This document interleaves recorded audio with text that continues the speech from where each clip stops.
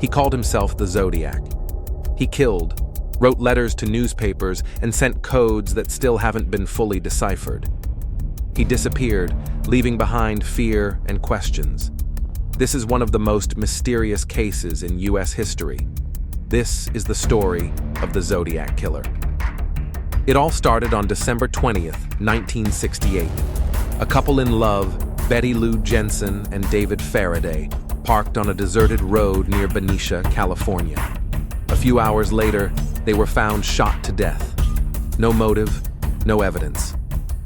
July 4th, 1969. Another attack. In Vallejo, Darlene Ferrin was killed in the parking lot of a blue car. Michael Mageau survived, despite being seriously injured. A witness testified that the assailant approached the car with a flashlight, as if he were a police officer. But it was the Zodiac. September 27, 1969, Lake Berryessa. Another couple, Cecilia Shepard and Brian Hartnell, were relaxing on the shore. Suddenly, a man in black clothes and a hood appeared. On his chest was a symbol of a circle with a cross. He tied them up and then began stabbing them. Cecilia died 2 days later. Brian survived and described his attacker in detail. It was the most theatrical of all the episodes. After the attack, the Zodiac left a message on the door of the victims' cars. He described his crimes as a collector. October 11th, 1969. In San Francisco, taxi driver Paul Stein was shot to death. It was unlike the previous attacks, a lone man downtown.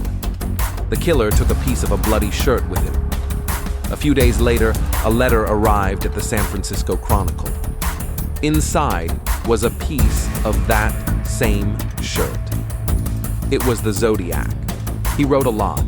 Zodiac sent letters to newspapers, to the police, to editors. He demanded that they be published on the front pages. Some letters were accompanied by codes. One of the most famous, the so-called 340 code, was deciphered only in 2020.